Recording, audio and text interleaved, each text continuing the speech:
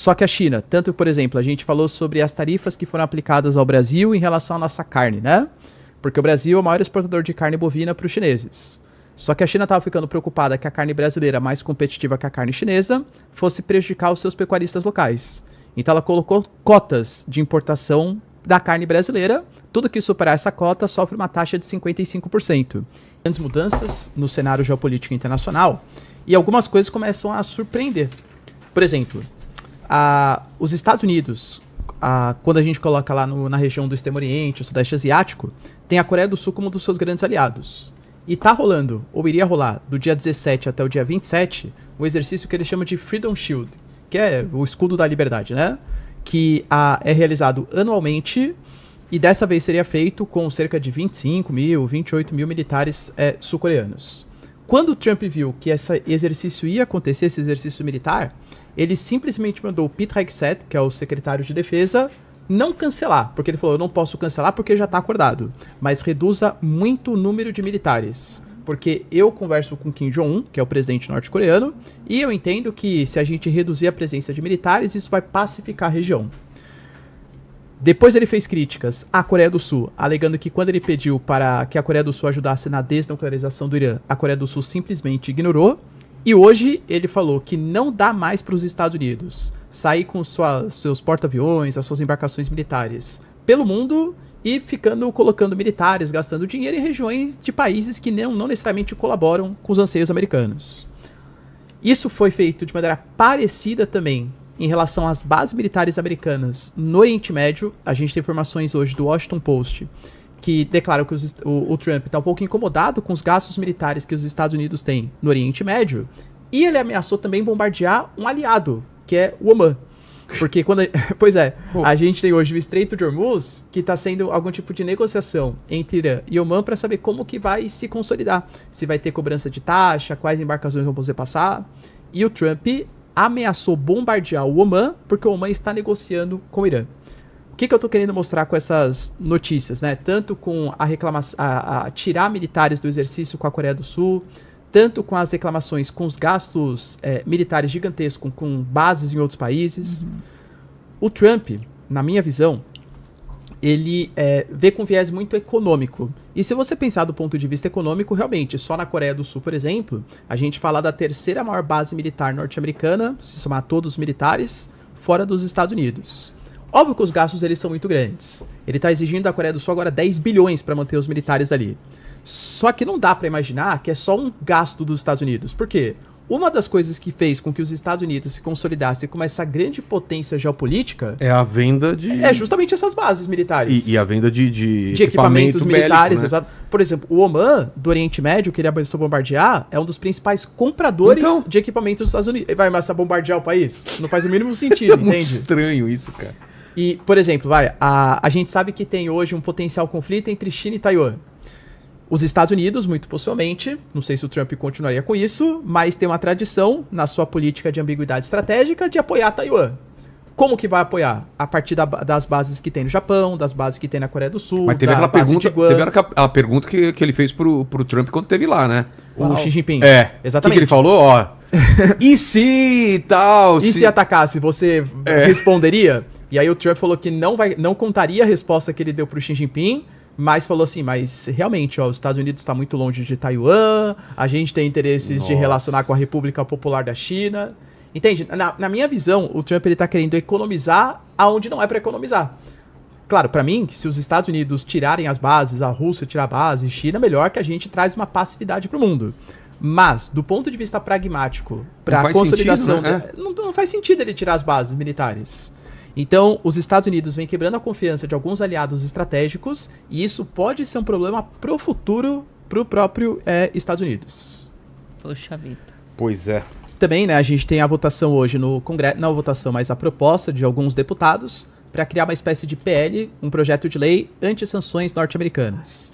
Ou seja, se uma empresa brasileira respeitar uma determinação da justiça norte-americana, exemplo de uma lei Magnitsky, e essa ação não compactuar com a jurisdição brasileira, a empresa pode ser punida pelo Brasil. Isso, se for aprovado, pode colocar algumas empresas brasileiras contra a parede. A exemplo de bancos, a gente pega, sei lá, o Banco Santander, Bradesco, qualquer um aí, né? mantém contas, mantém ligação com os Estados Unidos. Se a lei Magnitsky é aplicada pelos Estados Unidos, esses bancos são obrigados a aplicar sanções contra Alexandre de Moraes sob possível pena praticada pelo Estado americano. Com esse PL que vai ser votado, né, o que vai ser colocado para jogo, a ideia é que, se respeitar a legislação norte-americana, aí vai ser punido pelo Brasil. Ou seja, as empresas vão ser colocadas totalmente contra a parede. Tem também reclamações dos Estados Unidos, porque agora que a gente está às vésperas do período eleitoral, a Justiça Eleitoral ela determinou uma mudança no algoritmo do X. Que eu acho que a intenção é boa, mas pode acabar trazendo alguns problemas. Qual que é a ideia?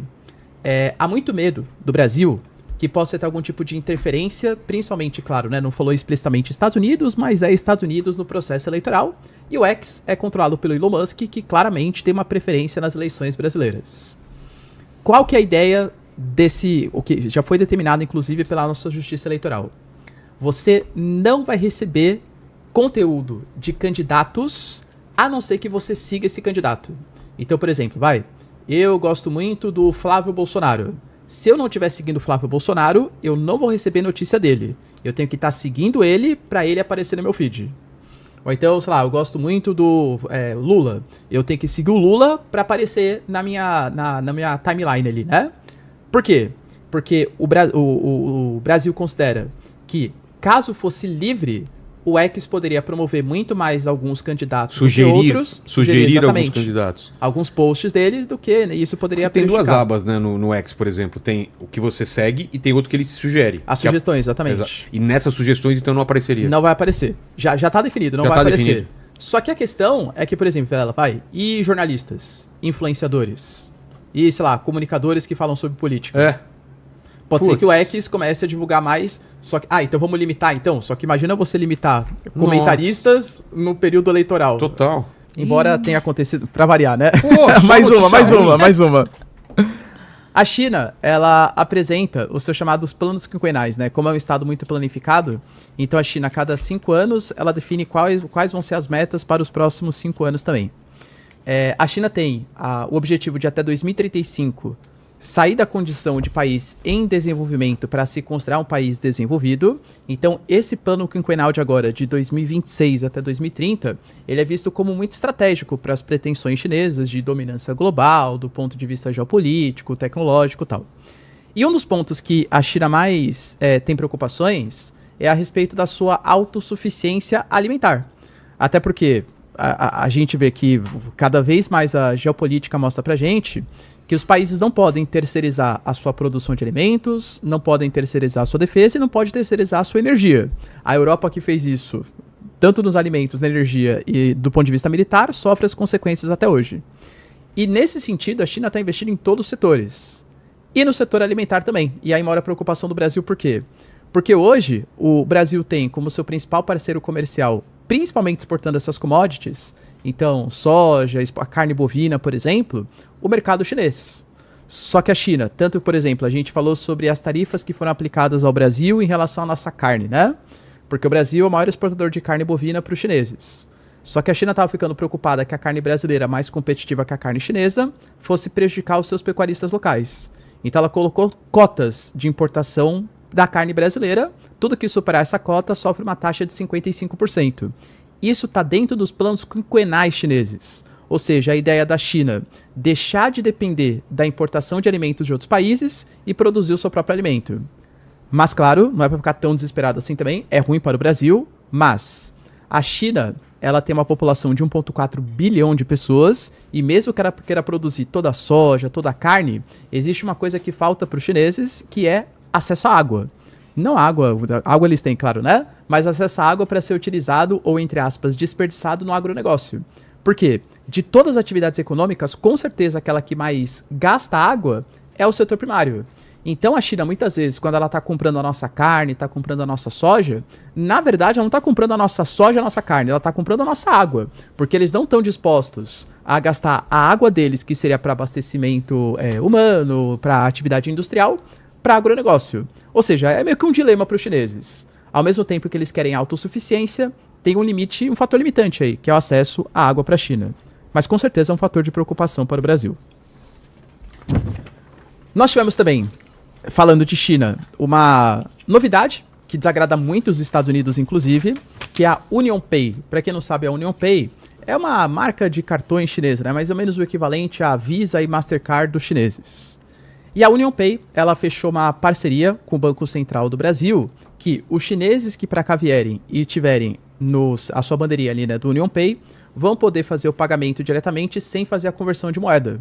Então, o eventual turista chinês, ele vem aqui, não precisa fazer conversão para real, ou conversão para dólar, ou utilizar bancos internacionais, ele simplesmente pega o seu cartão e paga no Brasil. A ideia do Brasil e da China, né, é fazer isso como um teste, inicialmente para turistas no setor do varejo. A gente sabe que China e Brasil vêm se aproximando bastante. A China concedeu, por exemplo, isenção de vistos para brasileiros durante determinado período de viagem. E o Brasil, em reciprocidade, fez a mesma coisa para os chineses. E a China está crescendo muito, né? A classe média chinesa, que está buscando também turismo, viagens, o Brasil está tentando também com essa medida, melhorando o nosso setor de turismo, de comunicação, transporte, tentando fazer um país mais seguro, porque potencial a gente tem, né? Trazer turistas chineses. Esse talvez seja o grande medo do Brasil. Por quê? Essa aliança entre a UnionPay e o Pix ainda é um passo aquém do que vai ser o BRICS-Pay, porque o BRICS-Pay aí sim vai incomodar muito os norte-americanos, porque vai ser um sistema de pagamento que vai unir o Pix brasileiro, o WeChat, por exemplo, dos chineses. China, né? Eu usei o WeChat. Na China, né? Só pelo Falam WeChat. que ele é melhor que o Pix, inclusive, né? Ele é mais prático, assim, que o Pix. Como eu não estava acostumado, então ainda eu camelava um pouco, mas a princípio parece que sim. E ele vai ter...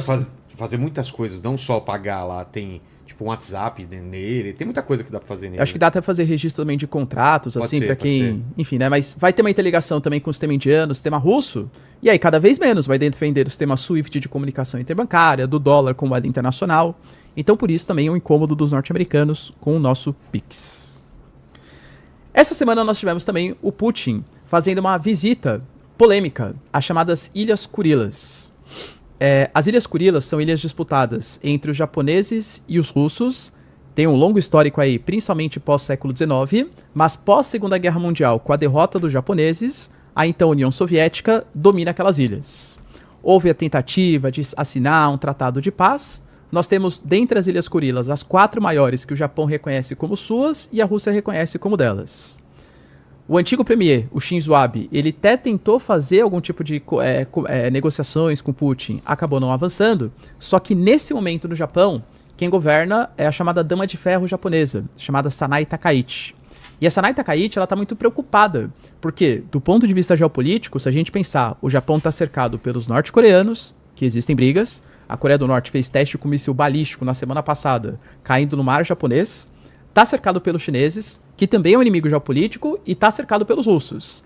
A Sanai Takaichi falou que é hora do Japão quebrar esse tabu de falar sobre armas nucleares. O Putin resolveu fazer uma visita às Ilhas Kurilas. Para o Japão, isso é visto como uma ofensa, porque o Japão não reconhece a soberania russa, né, sobre aqueles territórios. Então o Putin fazer essa visita em meio a um discurso de Sanai Takaichi de nuclearização, de aumento dos seus investimentos militares, de parceria com os Estados Unidos, é mais uma pimenta, né, que a gente tem no Extremo Oriente, e até por isso os Estados Unidos seriam tão bem vistos pelos japoneses, pelos sul-coreanos, e é muito preocupante aquela informação que eu passei para vocês, que o Trump está a fim de reduzir os gastos militares, porque isso também com certeza vai reduzir a projeção geopolítica americana. Os japoneses, que estão preocupados com vários inimigos da região, percebem que hoje o Trump está falando em reduzir bases militares e gastos no exterior, a China vai arranjar outro parceiro para se defender, ou até pensar, claro, na sua própria soberania. E para finalizar, a gente tem também a guerra entre Irã e Estados Unidos, que aparentemente vai longe ainda, tá? Porque o Irã fala que não está negociando nenhum memorando de entendimento com os Estados Unidos. O Trump cada dia fala uma coisa diferente. Mas o Irã aparentemente cansou. E quando a gente vê as declarações do presidente do parlamento iraniano e do presidente do Irã, eles colocaram que eles fizeram uma lista de exigências que eles não vão divulgar para a mídia, fazendo uma cutucadinha para o Trump, né? Porque o Trump ele nem negocia direto com o Irã, ele divulga para a mídia e a mídia passa para os iranianos. Falam que não vai divulgar nem para a mídia, que ele vai divulgar para intermediadores e os intermediadores vão passar para os Estados Unidos. Que é um prazo. Se o Trump não descongelar os ativos iranianos, não acabar com as sanções em relação ao petróleo, não tirar a proteção que ele está fazendo, né, o bloqueio que ele está fazendo em relação aos portos iranianos, o Irã ele vai mudar a sua postura defensiva para uma postura ofensiva. Nossa, mas ele está fazendo uma postura defensiva? Segundo o Irã, sim. O Irã alega que ele só está fazendo ataques às bases norte-americanas porque os Estados Unidos atacaram primeiro. O Irã falou que se os Estados Unidos não apresentarem uma proposta eficiente às demandas iranianas, o Irã vai começar agora sim a atacar posições norte-americanas. Existe uma ex-congressista chamada de Marjorie Taylor Greene, que já foi congressista pela Flórida, hoje não é mais, do Partido Republicano, mas que ela ainda tem, né, bastante informantes, tal, no Congresso norte-americano. Ela falou, só tem ela falando isso, hein? Nenhuma mídia oficial norte-americana falou isso. Mas que já se começa a discutir no Congresso americano a possibilidade de uma provocação nuclear com os iranianos. Não uma arma nuclear para destruir o Irã, mas talvez uma bomba suja, que só tenha, né, só entre aspas, radiação, ou então uma arma nuclear tática. Eu duvido que isso vai acontecer.